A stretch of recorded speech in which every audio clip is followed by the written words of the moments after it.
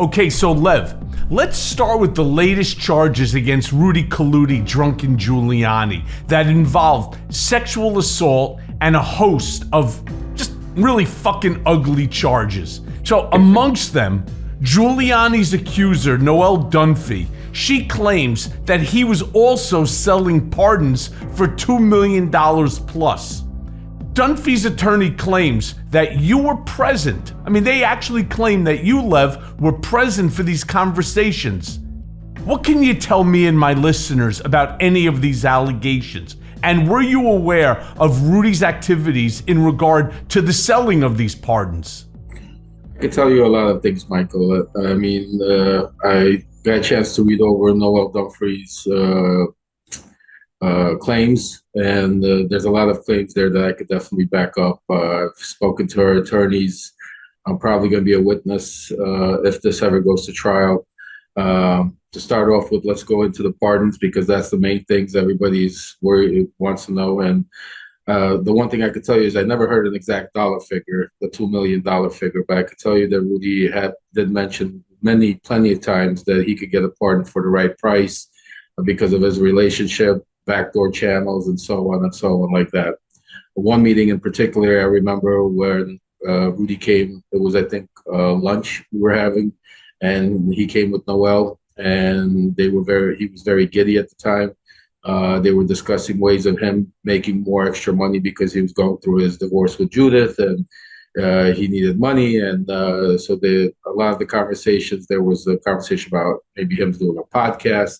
And then all of a sudden he looked at us and said, basically, if you know anybody that needs a pardon, I could get it done for the right price. That's what I remember. I remember exactly a $2 million price or $1 million, but it was, as far as my recollection is, I think it was for the right price.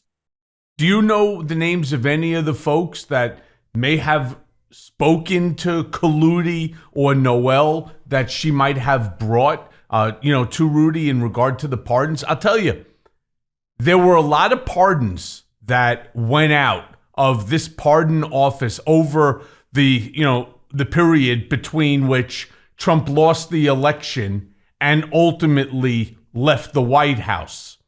And a lot of these people weren't even in the system. Now, interestingly enough, in this specific case, this all, of course, took place around the time as well of January 6th, the insurrection at the Capitol. Right. And one of Jared's lines to investigators was, I had nothing to do with January 6th. I wasn't even there. I was busy working on pardons. Now, somehow, the secretary of everything becomes on top of everything, the guy who's doling out pardons. And there were a series of people. Look, one guy who I was with in Otisville, who had, I think it was like a 7-year stint, he ended up getting a pardon from Donald Trump.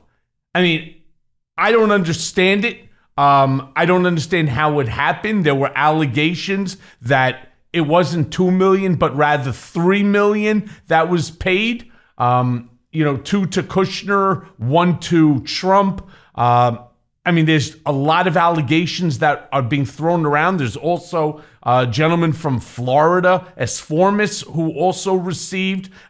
There's a lot of these allegations that are floating around. You know anything about any of them? It's funny that you mentioned Otisville. It's a place that we both have in our background. While I was serving my time at Otisville, I was serving time with a couple of guys, and one that was very close to a gentleman named Hunter Duncan, the ex-Republican congressman out of California. And it was brought to my attention that Rudy was the one, an intricate part, and got him that pardon through Trump. So that's one name that I definitely know that was brought to my attention that Rudy got. And I know Rudy doesn't do anything for free. So, it just depends on who you are as your price tag and how much you're going to pay. And you know what? How much more time did he have, if you know? Because, you have to have less than 10 years in order to be at Otisville Satellite. He wasn't at Otisville. Okay, I don't think he was even serving time yet. I think he just got sentenced. I'm not sure if he got sentenced or he just started. It was a big case, him and his wife out of California. and he got sentenced. I don't know if it was for 4 or 5 years, 3 years, something like that, and he got pardoned by Trump with Rudy's help.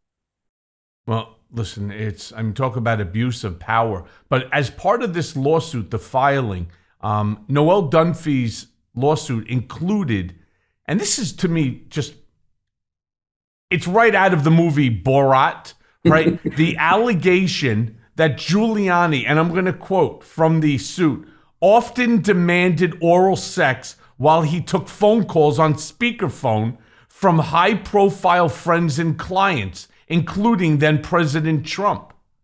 Do you know anything about this sick, deranged son of a bitch's actions?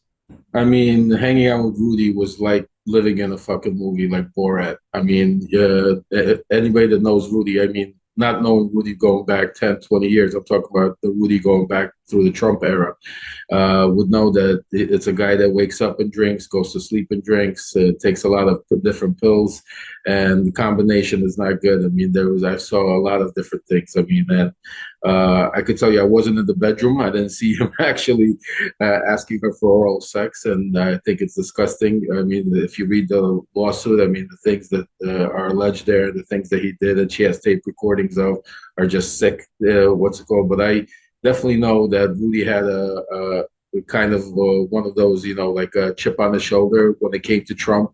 He wanted to be like that. I think it was always because he never won the presidency. He never got the big seat, and he didn't want to lose the fame. And so I could definitely see him, in that role, because that was one of his MOs when it came to women. He would use his power to try to influence them to be able to, for them to either, I mean, even an interview, if you weren't a pretty lady, he wouldn't give you an interview. He only liked to give interviews to pretty ladies when it came to, reporters and stuff like that.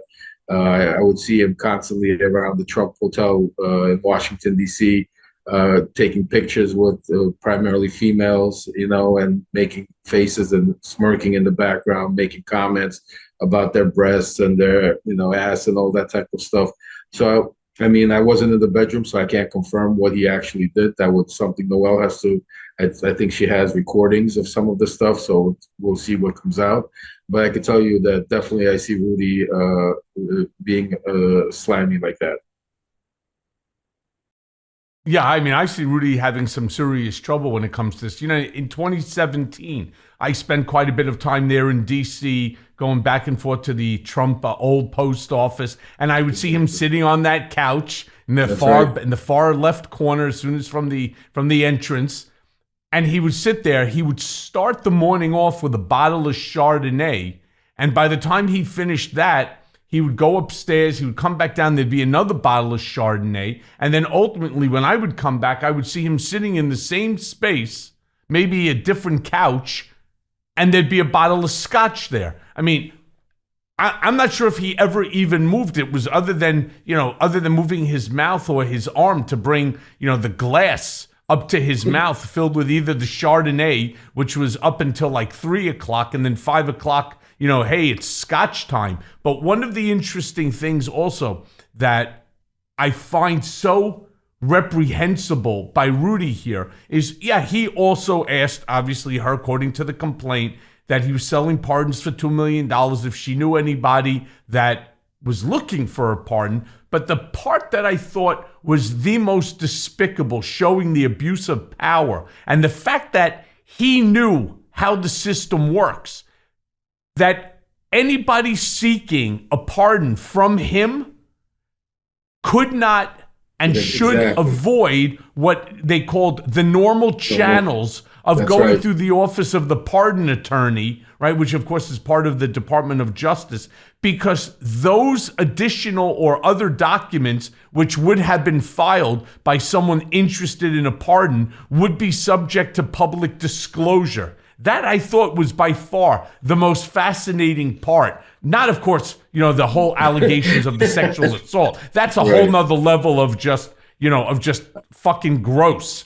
Especially, you're talking about a guy that waddles like the Penguin from like Batman, the first movie. I mean, the thought of Rudy, it's almost as ugly and gross as the thought of Trump with Stormy Daniels. So this, though, when it comes to the selling of pardons, for I both mean, of us, we have a real, I have a real issue with this, where people who do not deserve anything, that abuse the system, what it does is it flies in the face of the notion that crime doesn't pay. And I say bullshit. Some of these folks, stole over $1 billion to pay $2-3 million for a pardon, not to do your time, to get your life back, to have no felony conviction next to it. It does show you that crime does pay. Oh, well, I mean, but that was Rudy's MO. I mean, everything he did when it came to doing anything was backdoor channels. I mean, even the shadow diplomacy he was running with Ukraine. I mean, even if we would go visit the White House, we would go through the main entrance. We would go through the back entrance. I mean, everything Rudy did basically was, he even made a comment to me one time. They don't like me too much in the White House because I'm the president's lawyer. So when I come in, everybody has to leave the room, and we're one-on-one, so nobody knows what we talk about. So I could get things done, and that was his MO. So I mean, it was despicable. Let me ask you a question. Did you ever meet Noelle Dunphy when she was working for Rudy? And Absolutely. if so, you did, right? Oh yeah. What do you remember? What do you remember about her? Oh, I met Noelle plenty times. I mean, the first time I think I met Noelle was sometime in February. End of February, we were supposed to go play golf with Rudy at Trump International in Palm Beach. And we were there, and all of a sudden, when we walked into the cafeteria or the dining area, there was a female sitting there. I think she was wearing a red dress. It was Noelle. Rudy introduced her to me as she was doing an interview that day for a job that Rudy said. Then we went out to hit some balls. And next thing you know, she's next to Rudy on a golf cart, joining us at the golf course. And Rudy basically introduced her and said that she will be now working for him. I don't remember the exact title he said for her, but that she was going to be handling a lot of stuff, and he was going to get her involved in stuff with us. And I didn't think anything of it. Rudy hired somebody, did no big deal. But then later on, after several occasions, I saw him bringing her to a lot of different events that had nothing to do with business, and then ending up asking us to drop them off at a hotel. I didn't see anything wrong with it, but I didn't know what was going on behind the closed doors. You know what I'm saying to you? I didn't know. I don't know. I didn't know what was going on. But later on, I realized that. Did you ever get the feeling, though? Did you ever get the feeling that there was something sexual going on between the two of them? Well, Rudy then later on started bragging about it. So it was definitely, it wasn't even feeling. Rudy started bragging about it later on in the relationship. I mean, to a point that one time he was joking about, he goes to me, "Come with me today. We're going to go to Noelle's mother's house. I'm going to go meet the parents." Quote unquote, started laughing like, when you go marry somebody, you go meet the parents. We're gonna go meet the parents, and we went to her mother's house in Florida. And at that, while we were having, I think, tea or coffee, dessert, Rudy was nonstop bragging about what kind of great employee Noelle is, how great work she does, and stuff like that in front of her mother. But then there came a time, sometime in the summertime. I mean, I'm fast forwarding it to show you how ruthless Rudy was, and probably once he was done with you, he would go to an extreme to get rid of you and shut you up. And basically, we were in New York. I think it was sometime right before September 11th. We were going to do some events with Rudy, and he started mentioning to me that if Noelle ever calls you, don't pick up her phone. That's it. She's no good. She's constantly bothering me. I'm going to shut her up, and she's going to be gone. She started trying to trash her in front of me by telling me that she was a call girl and that she had all these. It went from being a good, honest girl and an employee to all of a sudden she's trash. She's trash. Yeah, that type. Right. All of a sudden, right. It goes from she's a great executive assistant to now all of a sudden she's a call girl. And the crazy part about it is just a month or two before that, Rudy gave her, it was like basically she had control of his phone, his computer, his emails, even all his security would run around in back of him, complain and say, "What is he doing?" Because there was two women he did that with. One was Noelle and the other one was Maria Ryan, that's still currently with them. but she was married at the time, so he had to play the game that she was just working for him and not, not having. But he was definitely having plenty of sexual relationship with both of them at the same time. I even caught him one time. I was walking. He used to have an iPad, and he would make them go on the iPad and undress and do sexual things.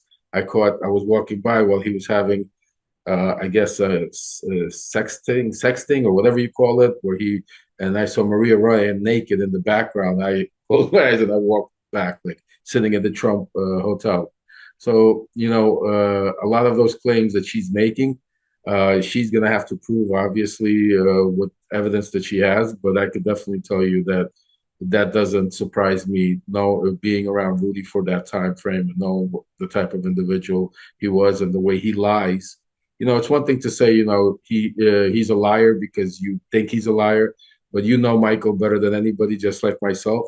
When you know the truth, and guys like Trump and Rudy go out there and say, "Oh, I don't know this guy. Oh, I didn't do this." Yeah. So you could see him lie without even blinking and not caring. You know that nothing is pure about that. That they could go to any extreme. I think when I was walking down Madison Avenue, I talked about it on this program, but I think it was like over 2 years ago. I was walking down Madison Avenue, and all of a sudden I see Rudy walking with somebody who, to me, if my memory serves, I'm pretty sure it was Noelle. We're walking down Madison Avenue. They were heading probably back towards his apartment, right?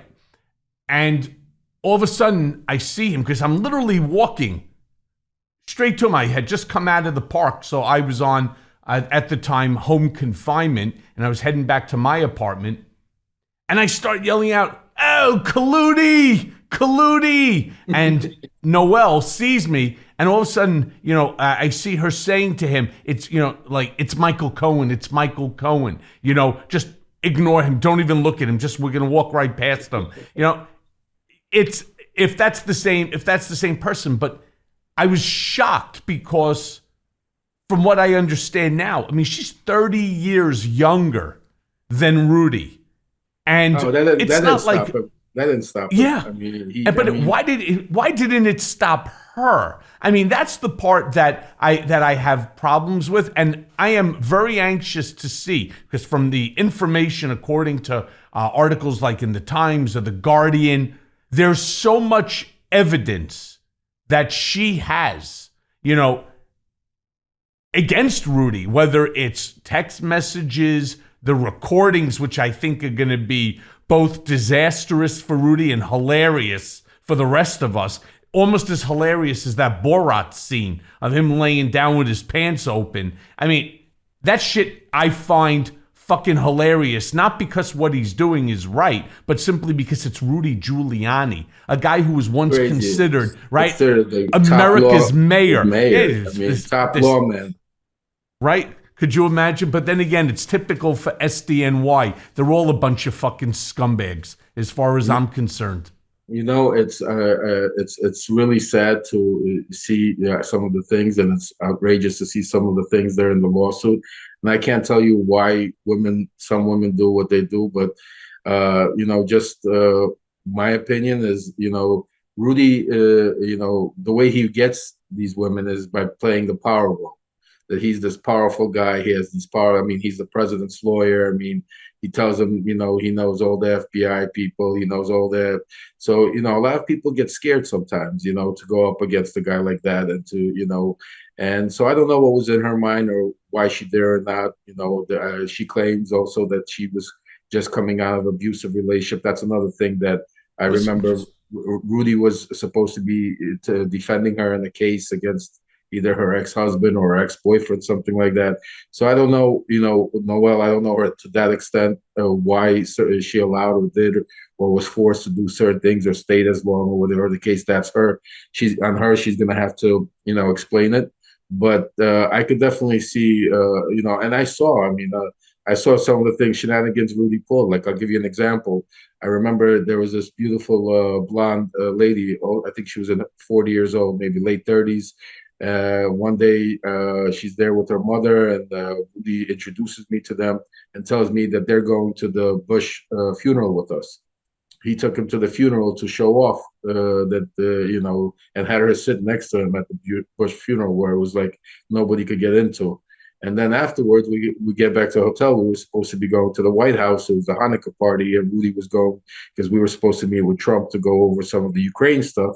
And Rudy takes her mother and her to the White House with us. And here we are now standing at the White House. Secret Service comes up and tells us Trump wants to see us in the Red Room. So we're going to the Red Room. He takes them with us to the Red Room. And by the way, that's something that's going to come out later. I have actually, Igor did a recording of the whole thing in the Red Room, which I have a documentary coming out that I'm sure people are going to be fascinated with in a book, that when they see some of the stuff, because it's difficult to do everything in one interview, as you know, or one, column, or one, show. So there's a lot of stuff that transpired that people just have no clue of the way.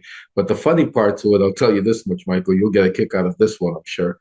So we're standing in the Red Room, right? Rudy's giving her the tour of it. There was the Christmas tree was up there, and then, he's telling her all these stories about, how he was there and this and how powerful he is, and wooing her. And all of a sudden, you hear Trump finish his speech. You hear him walking through the hallway behind the main hallway to the Red Room, and you hear him screaming, "Where's Rudy? Where's my guy Rudy?" And behind him was Pence and his wife, Melania, Kushner, like a couple, obviously Secret Service and somebody else. So as they're walking in, we're standing out there in the straight line like this. It was me. I actually had my son Aaron with me that time. I took him there. My ex-partner Igor, and Rudy, and these two female. This young lady with her mother, and she's standing next to him. And you could tell that as soon as Trump walks in, the first person he dashes for is for this young lady. And he's like, "And who are you?" And Rudy's like, "She's with me," pretending that that's his girlfriend, even though she was never planned. I think she was even married at the time. So Trump, starts saying, "Whoa, Rudy, you did really well," and starts looking at her. And then you see Melania come in the background and smack him in the back. Like, what are you doing?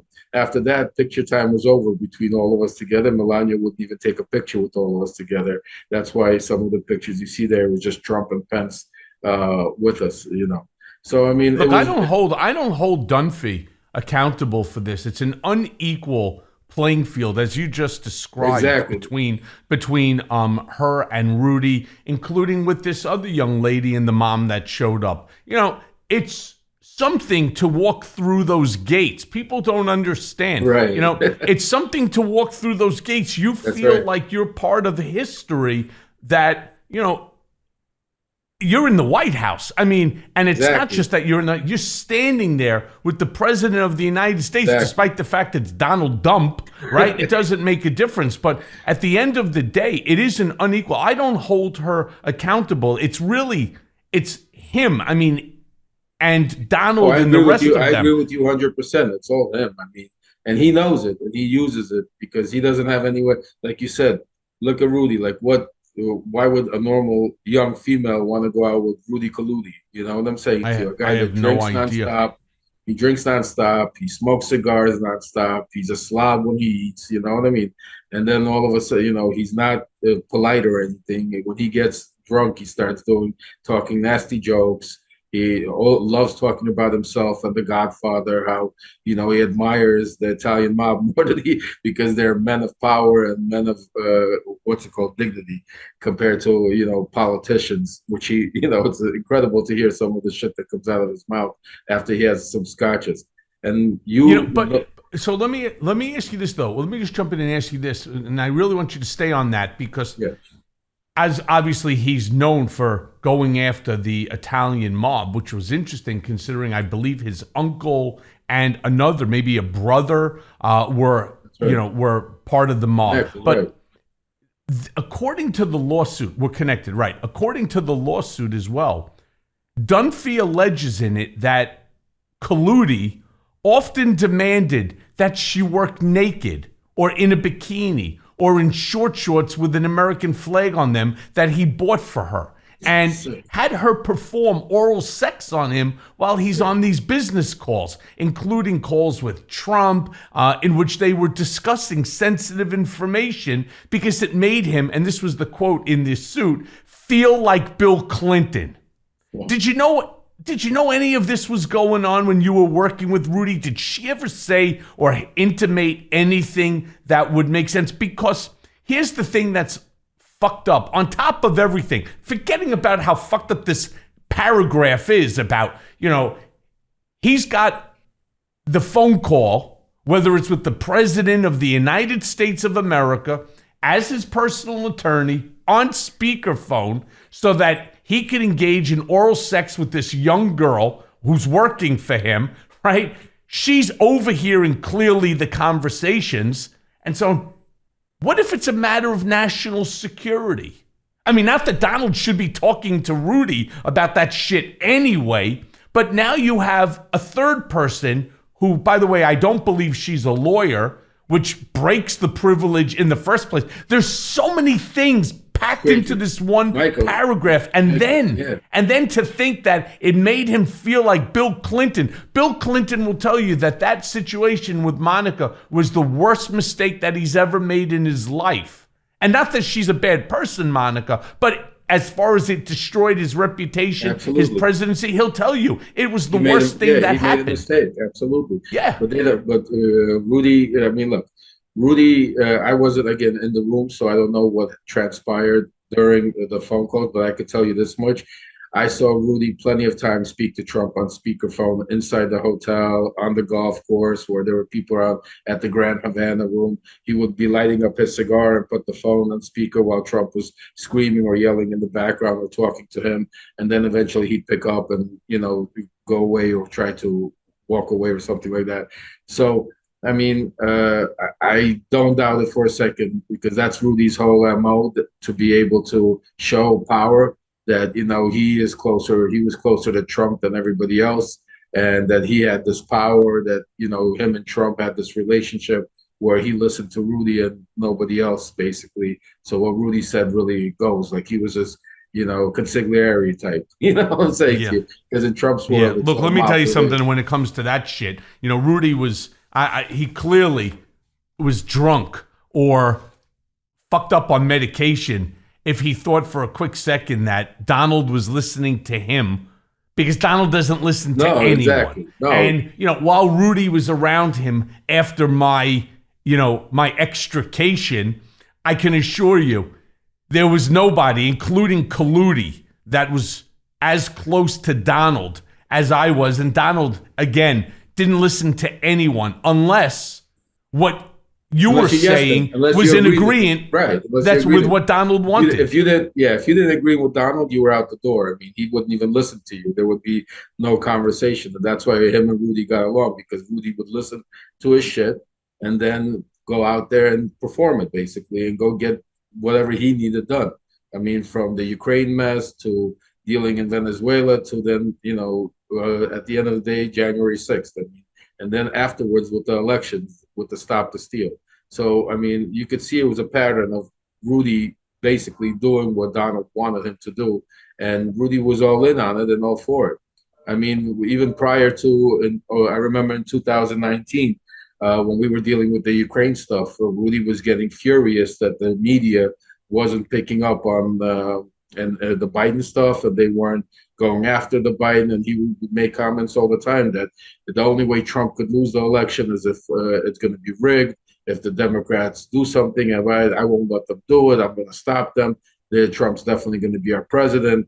And then when we see what happens after 2020, I'm saying to you, once he lost, all of a sudden, those words come to fruition. All of a sudden, that campaign, the election was rigged, and so on and so on. And he went to an extreme that I think, I look forward to this indictments come out in Georgia, because I think that's going to be the final straw, the final straw that breaks the camel's back when it comes to Rudy's dynasty, because I think he went way too far. He lied to, it's one thing lying to the media, which he has no about, lying to people like you and me, lying to females. It's another thing when you start lying to officials who are, under oath and stuff like that.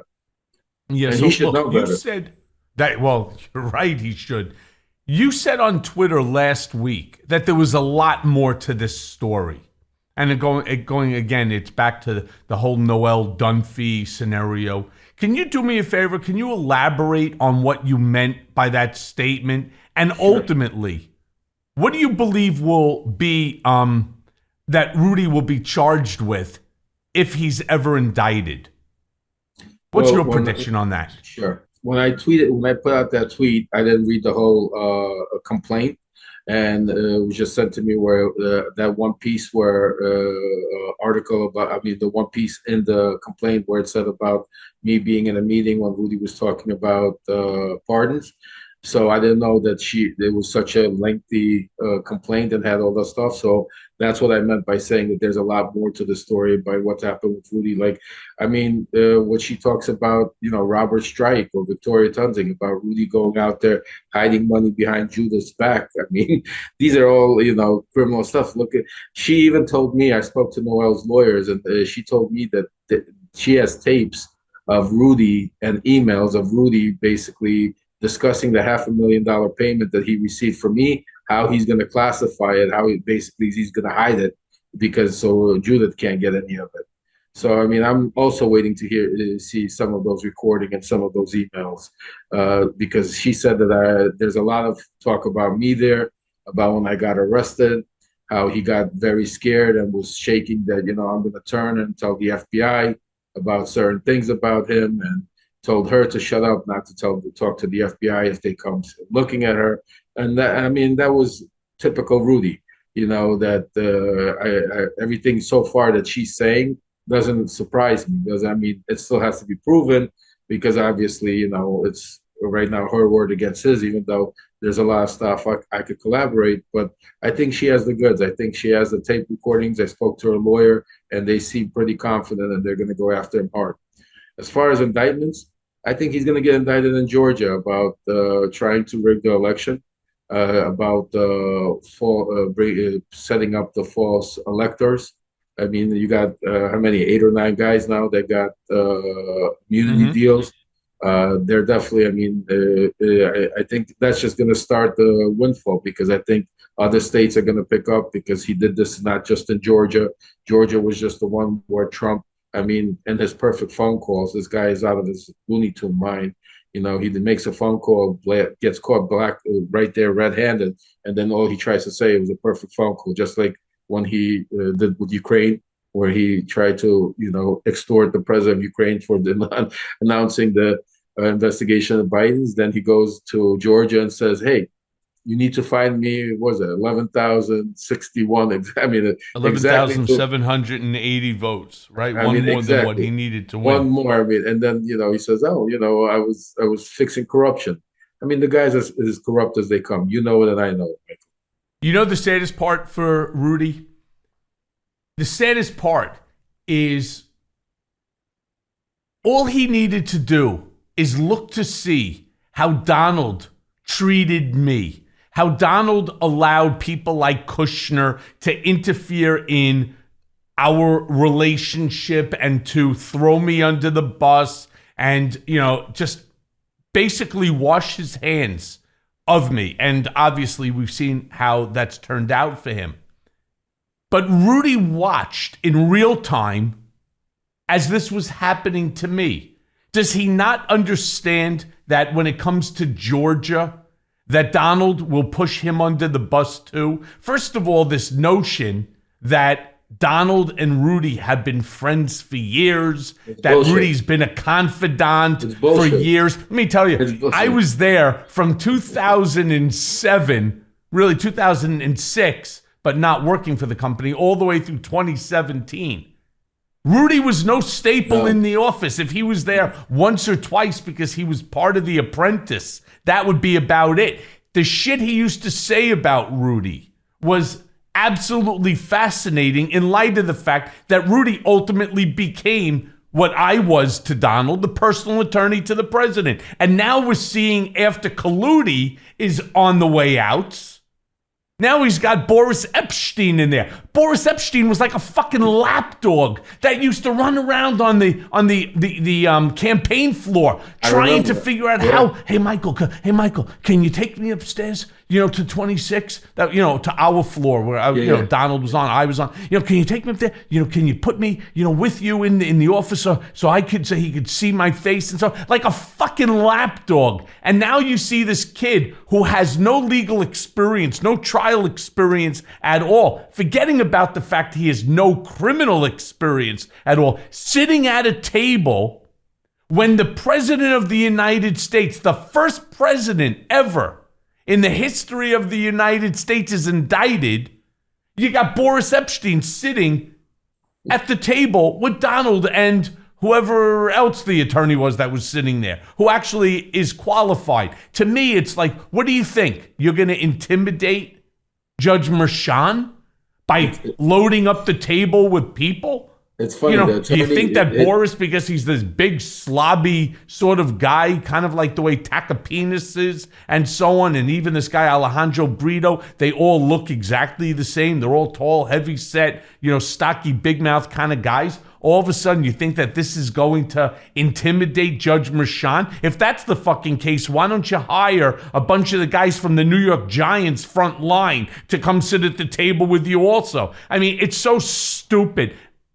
Conceptually, ideologically, it's just so stupid. He makes an asshole of himself. Rudy looks like an asshole. Boris looks like an asshole. They just all look like a bunch of assholes.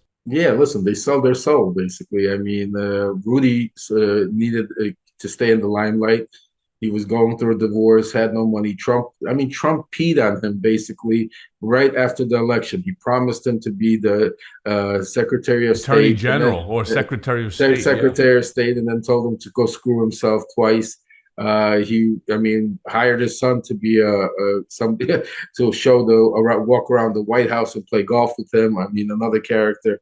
So, it was all like throwing a dog a bone, and everybody around there would talk to Rudy and say that, well, if you have such a relationship, why did he do this, or why don't you do this? But I think Rudy basically sold his soul and was all in type of a thing. And he made comments like that. What are they going to put me in jail? Look how old I am already. Whatever I have left, I don't care what my legacy is.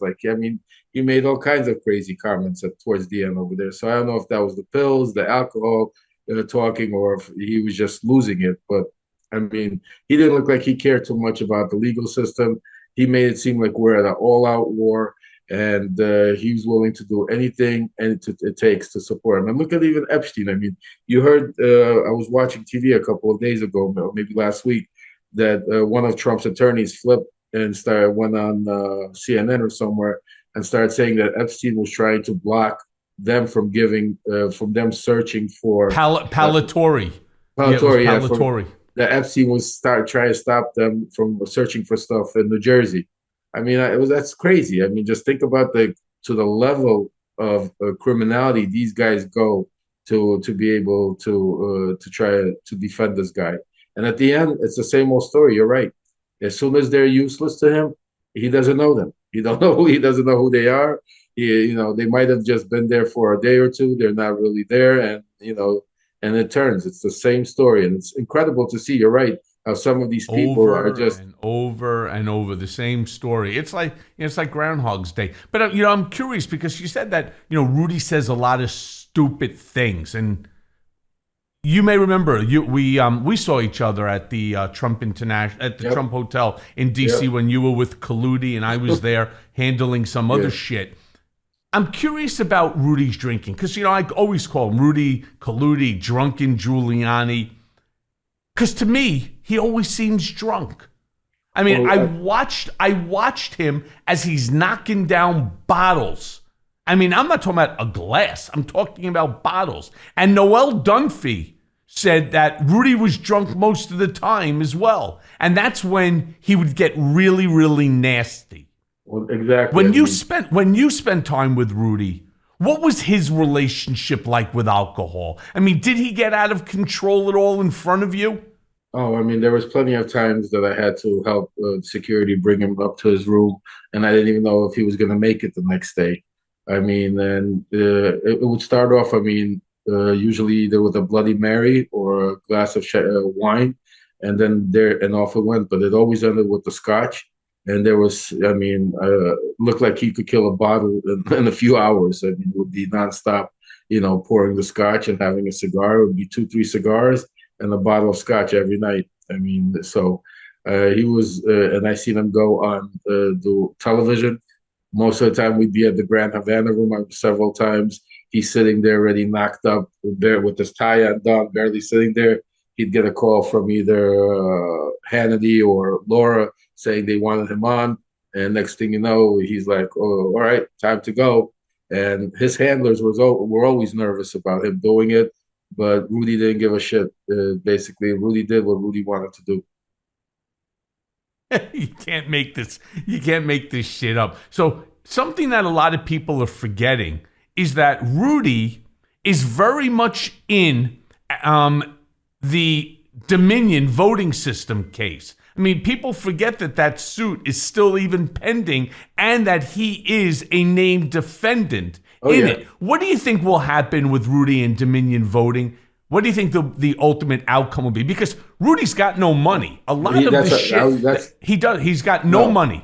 No. One of the biggest problems and one of the reasons that Rudy did the things that he did, whether it was with Ukraine or trying to get involved with the Arab Emirates or Saudi or whoever he could snag a dollar from under Giuliani partners, that was his shtick. That's what he wanted to do. I remember he called me and he said to me, I think that you should join Giuliani partners. And that's in 2017 through the 2018 period before which I was raided by the FBI. He wanted me to come join Giuliani partners. But later that stopped. Yeah, because as the personal attorney to the president, he figured that he could use the relationships and parlay it into, very significant contracts. Yeah. What do you think will end up happening in that specific case? Oh, I think especially after Fox settled, I think they're done. It's a matter of either he's just going to get a judgment for billions of dollars. I mean, there's no way he could defend this guy. I mean, he's guilty, black and white, because most of the stuff that Fox got in trouble for was stuff that Rudy was feeding them.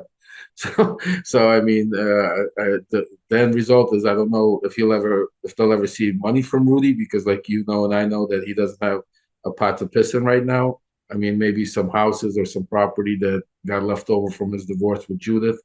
Maybe they'll be able to take that stuff away. But I think it's going to end up very badly for him, especially, with the criminal charges coming up against him and in Georgia. I think it's just the house of cards are caving in. I think all his lying, his deceiving, his playing, I think it's like that Ponzi scheme that eventually, the last guy ends up with holding, musical chairs, the last guy without a chair. Rudy's going to get left out without a chair, definitely. He's going to... Tell me something, because, I've been curious about this for a really long time, and it just dawned on me. So I remember there was a scenario where Rudy was telling people, because we have a lot of mutual friends and relationships, I remember him turning around and saying that Donald owed him millions and millions and millions of dollars. Somewhere along the line, Colludi, or I should change the name now to Rudy Stupidi, thought that Donald was going to pay him $250,000 a month for his legal representation. Maria Ryan wrote him a letter. No, it was already after me. I was cracking up because Maria Ryan wrote the letter to Trump saying you gotta pay Rudy because he wasn't probably paying them, because Rudy would always say, I can't pay you because I have to collect it from here or do that. That was one of the reasons he was hitting me up for money, because he needed to make payroll, he needed to do this and stuff like that. So yeah, I mean, it was when I saw that $250,000 a month, I cracked up. I couldn't believe that she had the gall and the balls to actually send that letter to Trump. And look at what happened. Trump told him to go screw himself. He didn't even give him money for attorneys. He didn't even give him his out of pocket. He didn't even pay him his out of pocket expenses. Exactly, and then he kept going on and is still fighting the fight supposedly and. It's crazy, Michael. It's unexplainable. I mean, but you know what? it's like that cult mentality. You know it. It's I don't know what when you drink that Kool-Aid, but Rudy's one of the leaders of that cult. He's feeding that Kool-Aid. You know what I'm saying to you? He's pouring the Kool-Aid. So I mean, the whole thing was so stupid. He didn't even pay him back his out-of-pocket expenses. And Kaluti's telling everybody, Donald owes me $3 million. Don't worry. What I find the most fascinating is the fact that Donald was grifting off of his supporters' money in order to pay Rudy's legal fees and other people's legal fees. And then I pay it. And he didn't pay any of that. And that money's still sitting in that super PAC that he keeps 90% that he's got discretion over, which, by the way, to all of Donald's supporters that may or may not be listening to this show, excellent job in paying for Donald to repair his antiquated 757 aircraft when he was having engine problems because he's too cheap to have purchased what's called power by the hour, right? Which is every time that you fly, you put money away to pay for services and repairs. So all of these idiots that are putting money into this PAC that Donald is controlling, he's using for his own discretion for his own purpose. And even though things like Rudy, who I don't even know where this $250,000. When I heard that he stated that Donald agreed to pay him $250,000, I was like, yeah, for 3 years, right? Donald doesn't pay anybody $250,000 a month. I was saying to myself, what the fuck? It's not a chance in the world. I said Rudy was probably heard that number right when he was piss ass drunk, but no chance in the world Donald's gonna pay anyone $250,000. Shit. I remember when we were setting up the campaign in 2015 and we were looking for a campaign manager. A couple of the guys came in. They wanted $250,000 because they never thought the campaign was going to get off, the starting line, and they wanted to make money, the whole bit. They'd stay for 6 months, make themselves $1.5 million, whatever it might be.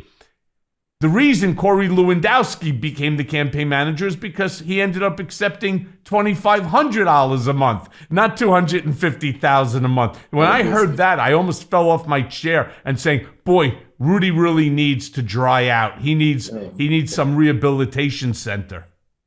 Dude, one of the things is, you can't make the shit up that happens every day in Trump world when it comes to Rudy and Trump. When I saw that he was suing you in Florida, I was like, $500 million. I was like, here come the depositions. Michael's gonna have a field day with this one. Already filed the demand. I saw it. Just think about that. What kind of advice can lawyers give him? Just to think about, to discuss things that he got away. He got away with it by not getting indicted by individual one in your case, and now he wants to open up the whole can of worms. It's incredible. The guy I can't. Did you see the deposition, the recorded deposition when he was questioned regarding the E.G. Carroll? Could you imagine that this guy was actually Marla. President of the United States of America? He couldn't identify his wife, Marla. It was stumbling, bumbling stupidity all smashed together in just a deposition of idiocy. And you could only imagine what's going to happen in my deposition with him when we're going to start talking about all the fun shit and watching him stutter and lying and so on, because Donald doesn't know how to tell the truth. But, I want to move on for a second because I know that you have a relationship with Florida Governor Ron DeSantis.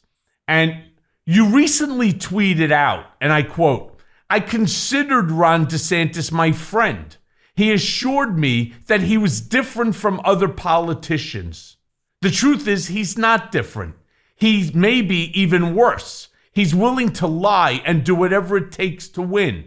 First off, what were you referring to when you said that DeSantis is lying? What was he lying about? And more importantly, why?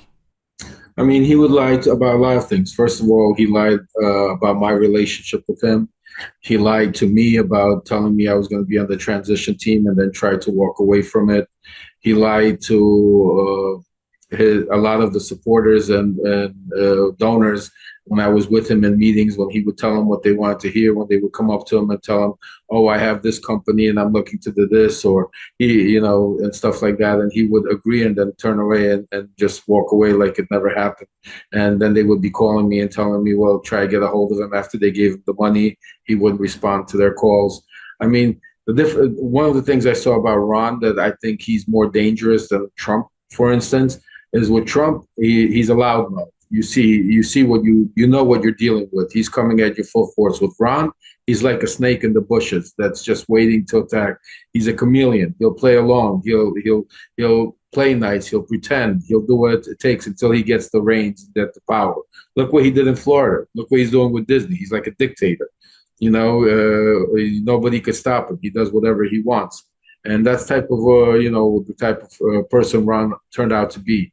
That wasn't Ron when he was courting me to give him money or to work with him or to help him and do stuff like that. When he was with me, he was playing all nice and telling me that, oh, other politicians lie and they don't keep their promises. That's not me, Lev. I'm going to make a difference. I'm going to be a leader. And that's another thing a lot of people don't realize, but Ron in Florida was just a stepping stone for him. Ron's intentions was always the White House. What screwed Ron up right now is that Trump lost 2020. Ron was convinced that Trump was going to win 2020 and that he was going to hand over the reins to him. He wouldn't have to fight with him in 2024. When January 6th happened and he lost 2020, Ron had a lot of thinking to do about that's why it took him so long to even join the fray, because he would, Yeah. So let me ask you this then, because DeSantis is officially now running for the presidency. Yeah, right? Made his announcement. Yeah. He's officially running. Now, having known him personally, which you clearly did, and witnessed his behavior, because there's something very fucking off with him, whether it's using his fingers with the chocolate pudding, the weird laugh that he got. I saw a video, and I know that it's not AI because it came from a news agency wherever he was stumping. He sneezed in his hand. You see him looking at his hand, and it was like, obviously you can tell that it was a wet sneeze. And he actually wipes his hand on the back of some unsuspecting guy on his suit jacket, patting him on the back saying, thanks for coming, thanks for coming. The whole bit. He fucking sneezed in his hand and wiped that shit on a guy's fucking suit. I mean, his behavior is odd. Do you think that he has the ability and the support to, forget about beating Trump, how about to beat anybody? No, I mean, I can't even imagine him, let alone being president. I can't imagine him being on the world stage. I mean, can you imagine him dealing with, the war that's going on in Ukraine, dealing with Putin, dealing with Zelensky, dealing with Xi and China? I mean, I can't even imagine the way Ron would even. He has no personality. I mean, most of his personality and the nice stuff you see is basically worked up by his team. And his wife, Casey's, which she's a wonderful lady. I have nothing bad to say about her because I think she's great. And I think she's basically running the show behind the scenes with Ron. I think she's the one that wears the pants in that relationship and that, and tells him what to do. Yeah, look, I don't know much about Ron DeSantis. Some people say he's very loved in Florida. Other people fucking hate him. I don't see the love for him in Florida, but I do want to. He had that moment. He caught he got lucky. He got lucky because when COVID started going away, and he was pushing or started opening up Florida. And what people don't realize, it wasn't so much that people were running because of Ron DeSantis. People are coming to Florida because it's beautiful here, because you got nice weather, you got less taxes. There was other reasons why people were coming here, and he took advantage of that. But now he's basically destroying Florida. I mean, you can't rent a house in Florida. You can't. I mean, the prices are all over the place. He's killing certain companies. He's using his look what he's doing with Disney. Disney's one of the biggest companies, if not the biggest company in Florida. They just canceled Yeah. $1 billion extension because Ron has a personal vendetta with them. And so they're going to take it to California, which is Exactly. what a company should do. But I want to talk about you personally for a second, Sure. because I read in Variety about an upcoming documentary, and you mentioned it before, about you, entitled "From Russia with Lev," and it's done by Billy Corben, who, to those people who don't know who Billy Corben is, he's the maker of Cocaine Cowboys. Fucking amazing Billy's director, great. producer, the Yeah, whole nine Alfred. yards. Tell me, if you would, what can people expect from that documentary, and what story does it tell? It's going to tell a story about how abuse of power, how Trump used the White House for his own advantages, to how Trump and Rudy had a shadow diplomacy going on. It's going to tell stuff about the meetings and individuals and phone calls and stuff where a lot of people didn't get to see because the way Trump changes the news cycle. I mean, even during his impeachment, 90% of the stuff that happened in Ukraine and the people that were involved. I mean, people don't know that from Pence to Perry, what all their roles were, and a lot of the people that went to testify lied in front of Congress. I mean, so there's going to be a lot of interesting stuff that comes out there. And like I said, it's not just going to be my words, but Billy and Alfred are great, and we have McKay from HBO also producing it, and they did their diligence, and as you called, made sure I had all the receipts before we ended up doing it. And I think you're going to be very surprised at it. I mean, I don't think you'll be surprised because now we all know who Trump is and we understand what transpired. But I think people will be shocked to see to what extent some of the things transpired and to what extent they went because of, I mean, not even just Ukraine, but what happened in Venezuela between Maduro and Guaido, and certain meetings and certain phone calls. I mean, the way Trump met Erdogan and certain things about what happened between the Turkey relationship. So there'll be a lot of things that haven't even come out or might have come out in snippets during the years that the people, public will be able to get to see and really understand how Trump ran his White House like a mob boss and not like a president of the United States. And when is this supposed to come out? I think sometime they're planning on after the summertime. I don't know exactly. I'm waiting to hear myself, actually, because of some of the stuff that transpired. They're going to add to it also. There's some interesting Hunter Biden stuff that's going to come out in there. What transpired with the computer, some truth about So that's actually the last question, because the hour goes by quick. Like the first time that we had the hour goes by quick. I want to talk to you about that. What do you know about that computer? And I'm going to just preface the conversation or the question by saying it's extremely interesting to me, knowing the group of animals that they are, that if there was anything in that computer that was damaging or even remotely damaging to Joe Biden, not to Hunter Biden. Look, videos of him naked, having drug binges with prostitutes and so on. My heart goes out to him, his family. We all know people, unfortunately, who suffer from drug addiction. But that doesn't translate to Joe Biden. If there was any information in that computer, as Trump continuously talks about, as Jim Jordan continuously talks about, as Rudy continuously talked about, and so many others, don't you think they would have leaked that information already? What do you know about that whole scenario? And tell me if you can.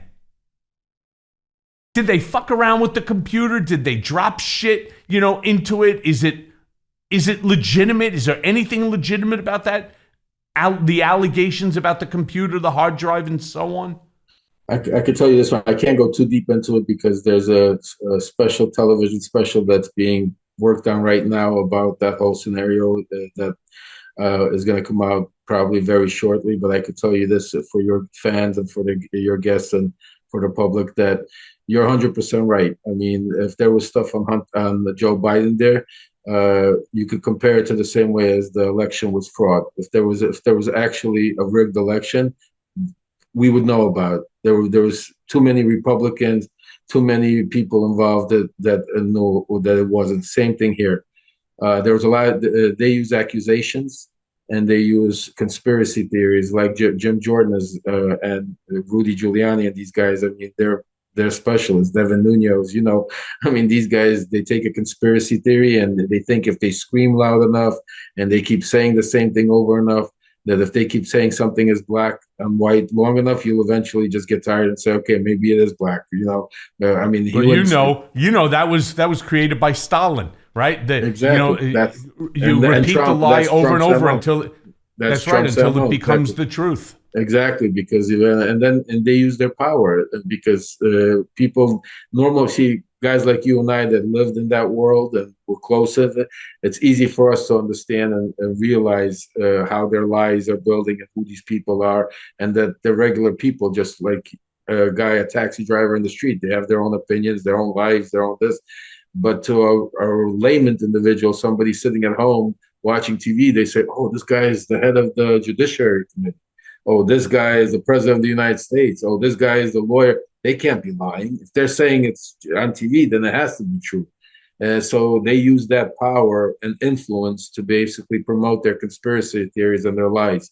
But I think a lot of people are going to get shocked too once this my television interview comes out. I'm going to make a fast prediction on it. Just knowing Trump and these animals and having been accurate about virtually all of the all of my predictions from if he loses, there'll never be a peaceful transfer of power, said 2.5 years, right? Before, right. As well as half a dozen other, things about Trump and Rudy and this one, that one.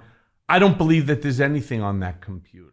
And I know that if there was, knowing the animals that they are, that they would use anything in order to discredit the Biden administration, in order to show that the Biden crime family, that they keep calling them, is weaponizing the Department of Justice against critics, meaning Donald Trump. It's funny how that motherfucker stole, right, the title of my book, right? Revenge, how Donald Trump weaponized the United States Department of Justice against his critics. He stole my headline. He stole my book cover and absorbed it as if it was his own. And I can assure you, unlike me with my book where I put all the documents out there and show how he weaponized the Department of Justice, I don't believe that they're going to find anything. And I'm pretty sure, knowing Rudy and the way Rudy operates, this whole thing is as fucking fugazi as only Rudy can create. But I'll tell you this much: you'll be shocked to hear some of the stuff that comes out about what transpired with Hunter and stuff like that, and to what extent they went to try to destroy a person and destroy a person's life to be able to win an election and to be able to. I hate to say it, Lev. I do. Yeah, know. I know. I've lived it, and so are you. Listen, Lev. I hope that you and the family and everybody are right. Thank you, Michael. You be safe. That's the most important thing, especially with all of these crazy people that are out there. So you be safe, stay strong. Keep doing what you're doing, keep telling the truth, and keep putting all this information out there. You got a great guy in Billy Corbin, I'll tell you that. I'm looking forward, and so should my listeners. Thank you so much. I'll see you soon, my friend. Take care. Bye now.